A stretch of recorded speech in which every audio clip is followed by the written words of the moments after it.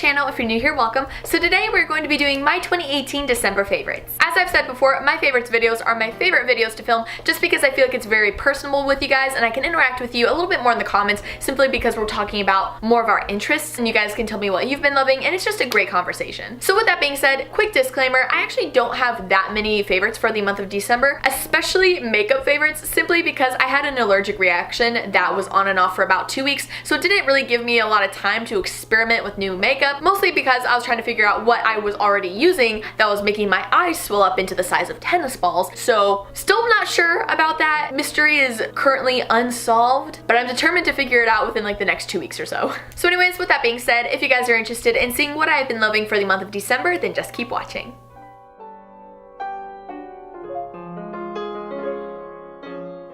So my first favorite is the highly anticipated James Charles and Morphe collaboration palette. I mean, there really isn't much to say just because you can look at this and see exactly why someone would love it so much. I love, and I didn't think I would like this, I love the bigger pans in the center, especially for the white and the black, simply because those are shades that I use all the time, especially for special effects looks, and sometimes I need to dip a bigger brush, and trying to dip a big brush into something this size can be very difficult and you don't get a lot of payout, or it just ends up being a weird shape. So I definitely love having the larger pans. The only thing I will say though is even though this is an amazing palette and it is perfect for every makeup artist to have simply because it typically does have everything in here, only one complaint, kind of two, but one related to the palette, is I do wish that there were a gray eyeshadow. I feel like gray eyeshadows are very underrated and people don't realize how useful those can be. I'm always hunting for gray eyeshadows and when I use them they end up running out. And I personally find that to be the most useful in a traditional smoky eye, but also in a lot of these special effects looks that I do look for a gray eyeshadow. So I know that's very small, they couldn't fit everything in here, but I do wish that that was something that could have been incorporated into this palette because then definitely would have absolutely everything you could need. The other thing I will say is even though this is an amazing palette that has a plenty of color choices, I do wish that they would have kept the 35B palette. I do think that that's something that they could bring back, but they did get rid of it so that they could bring this in and have more of the traffic go towards this. But let me just compare. The 35B palette is really all colors, and so it's really nice to have a large variation of them. So I do feel bad for those people who wanted to have a large color palette like this to have multiple shades of green and multiple shades of pink and blue, because this one you do get that, but it's not quite as much. So this is the only complaint that I really have, is I do wish that they would have kept this, because I do feel like for a lot of makeup artists, especially in the more artistic creative category of doing super bright colorful eye looks and also doing rainbows painted on your body, that this is very helpful to have. So I do wish that they would have kept that, but I wouldn't be surprised if they brought it back at some point. But back to our main contender, this is definitely a favorite because I use this on so many people. I used it on myself. It's great. I love all the colors. They're very pigmented and you can build them up if needed. So I absolutely love this, more so in the special effects category than the beauty category. I typically do use the Jaclyn Hill Morphe eyeshadow palette on my day-to-day basis, and then this is more for the special effects stuff that I do, but that's why I got it, because I needed something like this. I needed the larger pans,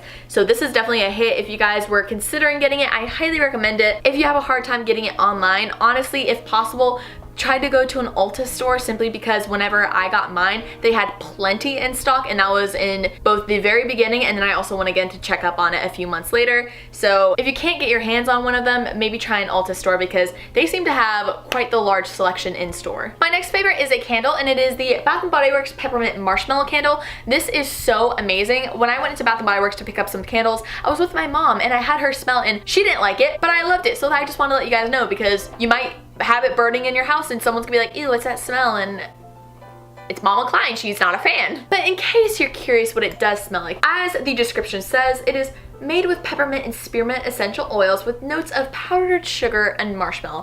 I love it so much. I just feel like it smells so Christmassy, but it's also the kind of candle that you could burn year-round if you would like. I used about half of it already. I absolutely love it. Smells amazing, burns for a very long time, and yeah, I just absolutely love it. If you're looking for a good Bath & Body Works candle, I would definitely recommend this. And I have a question, and I want to know if you guys agree. What is up with the Twisted Peppermint Bath & Body Works candle? Because I am just going to say, I think that smells atrocious. And this is coming from someone who has an assortment of body sprays and lotions of the Twisted Peppermint scent, because I feel like it smells so fantastic and I wanted to get that in a candle form because I wanted to smell that all the time, especially during Christmas, because it smells so good. And so when I went into the store and got it, I smelled it and it didn't smell like Twisted Peppermint, and I smelled some of the others too, and I was kind of like, okay, you know, it's fine. It has a different scent whenever it's actually burning. So I took it home and I immediately regretted it because it just smells so bad. I don't know how to describe it, and I want to know if you guys are encountering this too. We actually found one that I had from a year ago as well and burned that, and it has the exact same scent. So for some reason, I feel like the scent in the lotion and body sprays don't translate into a candle well at all, but also maybe I'm just crazy. But I want to know what you guys think because honestly, kind of bothers me because I feel like I'm just confused. But I could also be insane. I would not question that either. So let me know what you guys think. So that was the last of my physical favorites of things that I can actually show you. My next favorite is actually an app that you can download on your phone, and it is called Amino. I first heard about the app whenever I was listening to a creepypasta that Amino had sponsored the video for, and so I got to hear a little bit about it. It sounded kind of interesting, so I ended up downloading it and checking it out, and honestly, I fell in love with it mostly because of the kind of community that you can engage with. So not gonna lie, I was a little bit confused at first as to how to join groups because it did seem a little weird in joining the groups at first because I just had absolutely no idea what I was doing, but I ended up joining a few groups that I personally relate to, so one of them being a special effects makeup group, makeup, Halloween, and then creepypastas and Broadway. My personal favorite Amino on here is the Broadway just because you're surrounded by a bunch of theater nerds like myself, and I just absolutely love the theater community so much and to be able to engage with them. So for me, that is kind of where I go on to Amino the most for, just because it's so much fun. Everyone, you kind of just talk about your favorite Broadway shows and some opinions, and you get to share your work if you have any. So for example, I shared some of my Broadway body paints on here,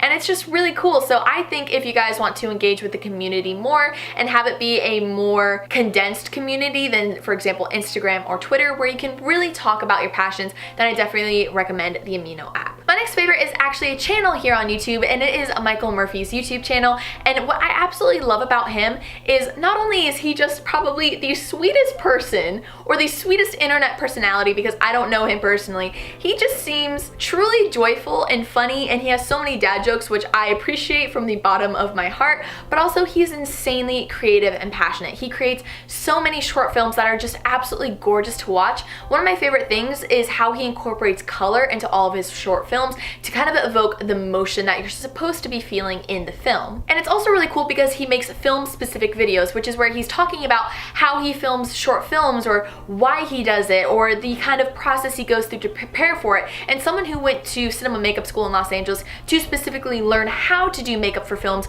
it's really cool to see someone kind of have a similar interest but also in a different category of the whole unit, if that makes sense. So anyways, I'm absolutely in love with this channel, so if you want to check him out, like everything else, I'm gonna have links down in the description box below. So the next favorite is a song of which I am quite late to the party, but the song is When the Party's Over by Billie Eilish. Now, I know, I'm so late. Everyone was absolutely obsessed with this. But what actually got me to listen to When the Party's Over is the music video that was released with the song. This blew up all over Twitter because it was showing, you know, all of the black stuff dripping from her face and into her mouth and stuff like that. And a lot of people thought that it was just CGI, which first of all, I think is really cool that people kind of doubt the makeup department because they think that something is CGI. I think that is very impressive. Now, CGI definitely played a factor in this, but they actually had tubes glued to her face, which you can once again find online, that is like leaking the fluid from the cup through the tubes out of her eye sockets and onto her face and all of that good stuff. But we had to learn how to do that at cinema makeup school,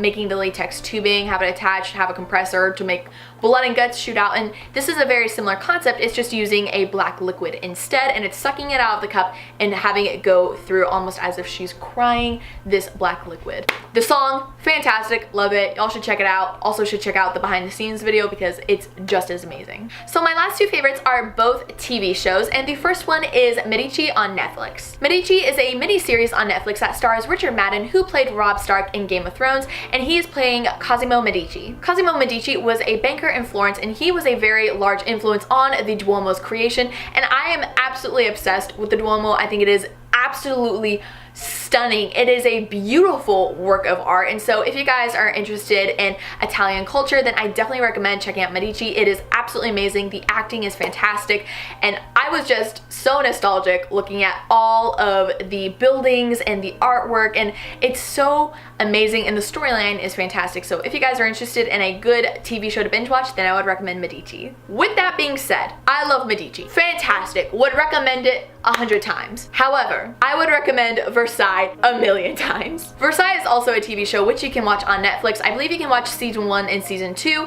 Season 3 is currently only airing on television, or you could buy each individual episode on Amazon Prime, which I fully intend to do. Versailles has some of the best acting that I have ever seen in any TV show, specifically Philippe. He is probably the most talented actor that I've ever seen in my entire life. Everything he does is incredibly realistic. Now, keep in mind, they are for more mature audiences, or if you have parent permission, then definitely check it out. But I just want you guys to have that little disclaimer because I don't want anyone to potentially be scarred or see things that they are not ready to see. But anyways, back to Versailles. The acting is absolutely amazing and fantastic. And another thing that deserves so much credit, one, obviously the costumes. They're fantastic, so accurate and splendid, but also something that definitely deserves so much credit is the hair and makeup, specifically the wigs. I have never in my entire life seen wigs that look so realistic to natural human hair that is actually a part of your scalp than in this show. Whoever is in charge of the hair and makeup